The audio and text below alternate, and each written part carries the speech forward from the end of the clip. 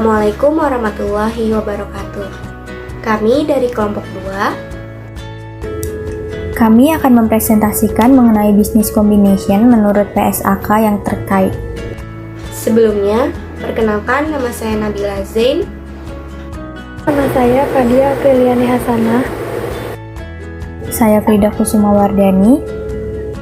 Hai, nama saya Vina Visi Hamidah. Penggabungan badan usaha adalah usaha untuk menggabungkan suatu perusahaan dengan satu atau lebih perusahaan lain ke dalam satu kesatuan ekonomis. Sedangkan berdasarkan pernyataan standar akuntansi keuangan atau PSAK nomor 22 paragraf 8 tahun 1999, penggabungan usaha atau business combination adalah penyatuan dua atau lebih perusahaan yang terpisah menjadi satu entitas ekonomi karena suatu perusahaan menyatu dengan perusahaan lain atau memperoleh kendali atau kontrol atas aktiva dan operasi perusahaan lain.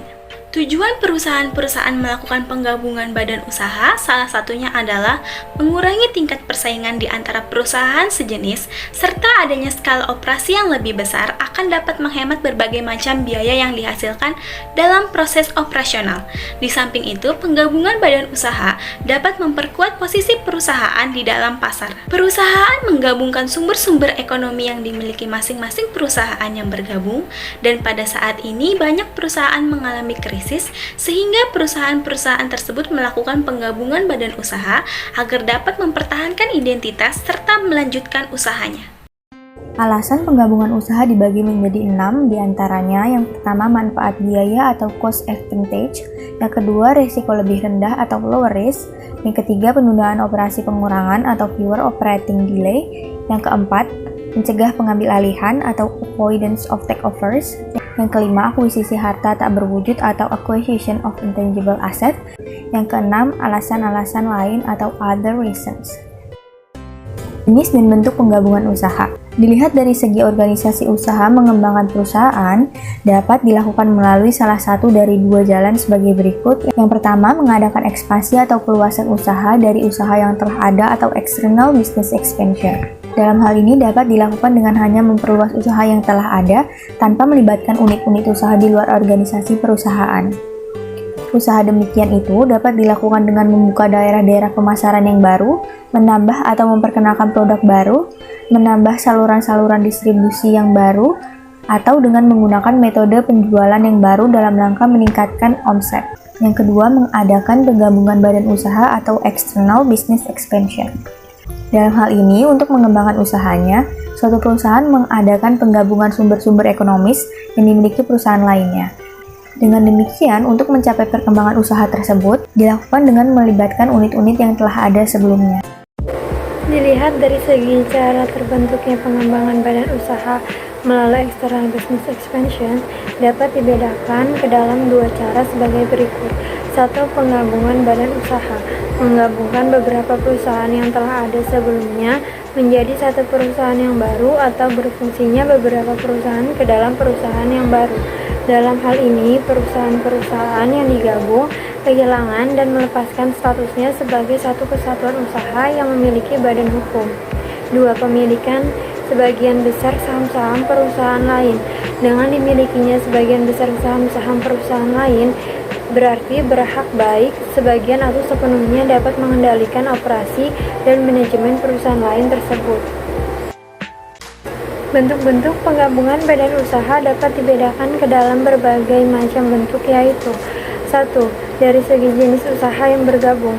Penggabungan horizontal. Penggabungan horizontal terjadi apabila perusahaan-perusahaan yang bergabung menjalankan fungsi produksi dan penjualan barang-barang yang sejenis. Latar belakang penggabungan secara horizontal ini adalah untuk mengurangi tingkat persaingan di antara perusahaan sejenis tersebut. B. Penggabungan vertikal. Penggabungan vertikal yang terjadi antara badan usaha, di mana badan usaha yang satu bersifat sebagai penyedia bahan baku, supply bagi bahan produk perusahaan lainnya. Tujuan dari penggabungan jenis ini adalah dalam rangka mendapatkan kepastian pemasaran hasil produksi atau kontinuitas persediaan bahan baku. C. Penggabungan konglomerasi. Penggabungan ini merupakan gabungan antara penggabungan horizontal dan vertikal.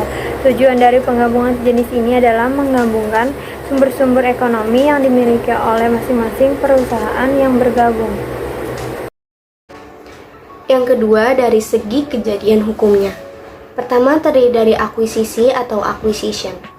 Akuisisi terjadi ketika suatu perusahaan memperoleh aset produktif dari suatu entitas usaha lain dan mengintegrasikan aset-aset tersebut ke dalam operasi miliknya. Yang kedua ada merger. Merger adalah penggabungan perusahaan dengan jalan pemilikan langsung oleh suatu perusahaan terhadap harta miliknya dari satu atau lebih perusahaan yang digabungkan. Penggabungan dengan cara merger mengakibatkan perusahaan yang menyerahkan harta miliknya dibubarkan dan kehilangan statusnya sebagai unit usaha yang terpisah. Sedangkan perusahaan yang mengambil alih harta adalah satu-satunya perusahaan yang identitasnya masih seperti sedia kala. Yang ketiga ada konsolidasi. Penggabungan perusahaan disebut dengan konsolidasi.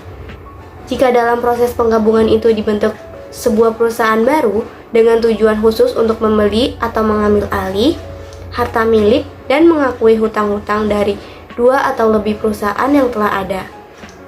Penyajian laporan keuangan konsolidasi terdapat pada yang pertama ada PSAK nomor 65. PSAK nomor 65 menganut asas pengendalian atau kontrol dan bukannya pemilikan atau ownership, yaitu konsolidasi dilakukan bila terdapat pengendalian, maka kemampuan untuk mengatur kebijakan finansial dan operasional suatu perusahaan untuk mendapatkan manfaat dari kegiatan perusahaan tersebut. Pengendalian akan dianggap ada bila dimiliki secara langsung atau tidak langsung lebih dari 50% hak suara dari suatu perusahaan. Yang kedua, PSAK nomor 16. PSAK nomor 16 mengatur penyertaan pada perusahaan asosiasi atau anak perusahaan yang harus dipertanggungjawabkan dengan metode ekuitas. Ketentuan perlakuan metode ekuitas ini erat kaitannya dengan laporan keuangan konsolidasi karena merupakan perluasan dari laporan keuangan konsolidasi. Pengaturan mengenai pencatatan goodwill dan amortisasinya juga dimulai dari kondisi yang memenuhi ketentuan dalam PSAK ini. Perluasan saham dapat dilakukan dengan cara berikut ini. Yang pertama, internal business expansion. Internal business expansion artinya ekspansi yang dilakukan di dalam perusahaan itu sendiri dengan menggunakan modal yang berasal dari pendapatan perusahaan yang berupa retained earning. 2. External business expansion. External business expansion dibagi menjadi dua. Yang pertama ada merger. Merger artinya membeli. Apabila suatu perusahaan mengambil melanjutkan usahanya dalam skala yang lebih besar, sedangkan perusahaan yang diambil alih membubarkan diri dan akan kehilangan status sebagai badan usaha, maka kejadian ini disebut merger. 2. Consolidation. Consolidation artinya pooling of interest. Apabila ada dua perusahaan atau lebih yang sudah berjalan bergabung menjadi satu perusahaan yang baru, dan kemudian perusahaan baru ini menerbitkan saham dan selanjutnya diserahkan pada perusahaan yang bergabung sebagai pengganti kekayaan mereka, sehingga pemegang saham dari perusahaan sebelumnya juga menjadi pemegang saham perusahaan yang baru dibentuk. Ada dua metode akuntansi untuk penggabungan usaha yang diterima secara umum, yaitu metode penyatuan kepemilikan atau pooling of interest method, dan yang kedua pembelian atau purchase method. Kedua metode tersebut bukan alternatif dalam akuntansi untuk menggabungkan kedua usaha yang sama. Berikut ini penjelasan dari kedua metode tersebut. Yang pertama, metode pembelian. Menurut PSAK nomor 22 paragraf 91 sampai dengan 93, untuk penggabungan usaha yang merupakan akuisisi, pengungkapan tambahan berikut dalam laporan keuangan harus dibuat pada periode terjadinya akuisisi. A. Persentase saham dalam bentuk suara diperoleh. B. Biaya perolehan atau acquisition cost dan penjelasan tentang harga beli yang telah dibayar atau secara contingent atau contingently payable. Dan yang terakhir, sifat dan jumlah pengisian untuk beban restrukturisasi dan beban penutupan pabrik yang timbul akibat akuisisi dan diakui pada tanggal akuisisi. Menurut PSAK nomor 22 paragraf 36, pedoman umum dalam menentukan nilai wajar aktiva dan kewajiban yang diakui adalah sebagai berikut. Yang pertama, surat berharga yang dapat diperjualbelikan dinilai berdasarkan nilai estimasi dengan mempertimbangkan ukuran seperti price ratio, bagian dividen, dan tingkat pertumbuhan yang diharapkan dengan membandingkan perusahaan yang mempunyai karakteristik yang sama. Yang kedua, piutang dinilai berdasarkan nilai sekarang dari jumlah yang akan diterima dengan menggunakan tingkat bunga yang sesuai, dikurangi dengan penyisihan piutang ragu-ragu dan biaya penagihan sesuai keadaan. Yang ketiga, persediaan. Barang jadi dan barang dagang dinilai berdasarkan harga jual dikurangi penjumlahan biaya penjualan, taksiran keuntungan yang wajar atas penjualan yang ditentukan berdasarkan tingkat keuntungan sejenis. Yang B, barang dalam proses dinilai berdasarkan harga jual barang jadi, dikurangi dengan penjumlahan biaya untuk penyelesaian, biaya penjualan, dan taksiran keuntungan yang wajar atas penjualan yang ditentukan berdasarkan tingkat keuntungan barang sejenis. C, bahan baku dinilai berdasarkan nilai pengganti saat itu. Untuk tanah dan bangunan, apabila akan digunakan dengan tujuan penggunaan sebelumnya, dinilai berdasarkan nilai pasar sesuai dengan tujuan penggunaan yang diharapkan. Apabila akan dijual atau sementara ditahan dan selanjutnya akan dijual kembali, dinilai berdasarkan nilai realisasi bersih. Untuk pabrik dan peralatan, jika akan digunakan, dinilai berdasarkan nilai pasar yang ditentukan oleh perusahaan penilai. Apabila digunakan sementara, dinilai berdasarkan barang terendah pengganti. Yang keempat, aktiva tidak berwujud, paten, dan resensi dinilai berdasarkan taksiran. Kelima, hutang wesel, hutang usaha, hutang jangka panjang, dan hutang lainnya dinilai berdasarkan nilai sekarang. 2. Metode penyatuan kepemilikan. Menurut PSAK nomor 22 paragraf 94, pengungkapan tambahan berikut harus dibuat dalam laporan keuangan pada periode terjadinya A. Penjelasan dan jumlah saham yang diterbitkan serta presentase dalam berhak suara setiap perusahaan yang dipertukarkan untuk melaksanakan penyatuan kepemilikan tersebut. B. Jumlah aktiva kepemilikan yang diserahkan oleh setiap perusahaan. C. Pendapatan penjualan, pendapatan operasional pos luar biasa, dan laba bersih atau rugi dari masing-masing perusahaan untuk periode sebelum penggabungan, yang termasuk dalam laba bersih atau rugi yang disajikan dalam laporan keuangan gabungan. Prosedur akuntansi penggabungan usaha dengan metode ini adalah sebagai berikut. 1. Semua aktiva dan kewajiban perusahaan yang bergabung dinilai pada nilai buku saat diadakan penggabungan. 2. Besarnya investasi pada perusahaan yang digabung sebesar aktiva bersih masing-masing. 3. Bila terjadi selisih antara jumlah yang dibukukan sebagai modal dengan saham yang diterbitkan, ditambah kompensasi pembelian lain dalam bentuk kas ataupun aktiva lainnya dengan jumlah aktiva bersih yang diperoleh, maka harus diadakan penyesuaian terhadap perusahaan yang akan digabung. 4. Laporan keuangan gabungan disusun dengan menjumlah laporan keuangan dari masing-masing perusahaan yang bergabung. Beberapa alasan perusahaan menyukai metode kepemilikan adalah: 1. Terhindar dari peningkatan biaya depresiasi atas aktiva yang direvaluasi. 2. Terhindar dari beban amortisasi goodwill. 3. Peningkatan fleksibilitas manajemen terkait dengan dividen. 4. Manajemen memiliki kesempatan meningkatkan laba yang sebelumnya belum dilaporkan. 5. Menyembunyikan nilai kepentingan yang diberikan dalam penggabungan usaha. 6. Melindungi manajemen dari kritik pemegang saham atau harga beli aktiva yang lebih tinggi dari nilai wajar aktiva. 3. Metode pencatatan. Metode pencatatan untuk kombinasi bisnis yang dipakai adalah metode pembelian atau metode akuisisi. Penerapan metode akuisisi ini mensyaratkan yang pertama, pengidentifikasian pihak pengakuisisi atau entitas yang memperoleh pengendalian atas pihak yang diakuisisi. Untuk kombinasi bisnis yang dilakukan dengan cara membeli aset neto atau total aset dikurangi dengan total hutang perusahaan, pihak pengakuisisi adalah pihak yang memberikan imbalan berupa kas atau aset lain, atau memberikan imbalan dalam bentuk efek hutang atau efek ekuitas. Penentuan imbalan yang diberikan kepada perusahaan yang diakuisisi adalah jumlah dari nilai wajar aset yang ditransfer, hutang yang timbul, dan efek ekuitas yang diterbitkan oleh pengakuisisi. Imbalan juga termasuk contingent consideration. Sepanjang imbalan tersebut besar kemungkinan akan terjadi dan jumlahnya dapat diukur. Biaya yang terkait dengan perolehan atau akuisisi. Biaya yang terkait dengan perolehan akuisisi meliputi biaya maklar atau finder's fee, advice, hukum, akuntansi, penilaian, biaya profesional atau konsultasi lainnya, biaya administrasi umum termasuk biaya pemeliharaan, departemen akuisisi internal, dan biaya pendaftaran serta penerbitan efek hutang dan efek ekuitas. Semua biaya tersebut, kecuali pendaftaran dan penerbitan efek hutang dan efek ekuitas, dibebankan pada periode berjalan.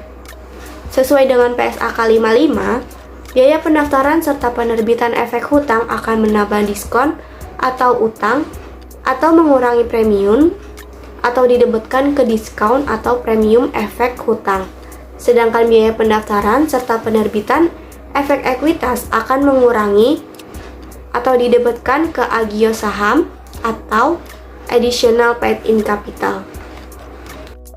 Yang kedua, penentuan tanggal akuisisi atau tanggal pihak pengakuisisi memperoleh pengendalian atas pihak yang diakuisisi. Tanggal akuisisi adalah tanggal penutupan kontrak, yaitu tanggal penandatanganan kontrak di notaris. Pengakuan dan pengukuran aset teridentifikasi yang diperoleh, liabilitas yang diambil alih, dan kepentingan non-pengendalian pihak yang diakuisisi. Penerapan prinsip dan ketentuan pengakuan oleh pihak pengakuisisi dapat menyebabkan pengakuan atas suatu aset dan liabilitas yang sebelumnya tidak diakui oleh pihak yang diakuisisi dalam laporan keuangan. Contohnya, merek, paten, hubungan pelanggan mungkin tidak tercatat dalam laporan keuangan suatu perusahaan. Akan tetapi, ketika perusahaan tersebut diakuisisi, maka aset tersebut akan dilaporkan dalam laporan keuangan. Pengukuran aset, teridentifikasi, dan liabilitas yang diambil alih menggunakan nilai wajar yang mengacu pada SAK yang mengatur masing-masing aset dan liabilitas tersebut.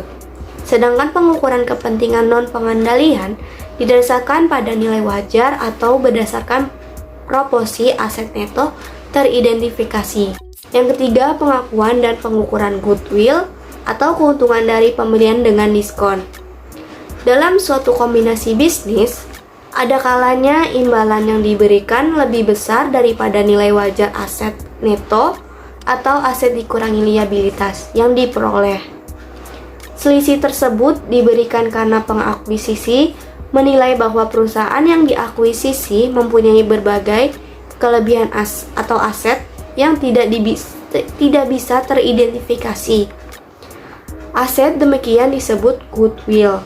Sebaliknya, bila imbalan yang diberikan lebih kecil daripada nilai wajar aset neto atau aset dikurangi liabilitas yang diperoleh, maka akan terdapat goodwill negatif. Goodwill negatif akan dicatat oleh pengakuisisi sebagai keuntungan pada tahun berjalan. Perhitungan goodwill didapatkan dari biaya akuisisi dikurangi jumlah aset neto teridentifikasi yang diambil. Setiap akhir periode dilakukan pengujian atas goodwill, apakah terjadi penurunan atau tidak. Bila nilainya turun, goodwill harus dikurangi. Sekian presentasi dari kelompok kami. Terima kasih telah menonton. Wassalamualaikum warahmatullahi wabarakatuh.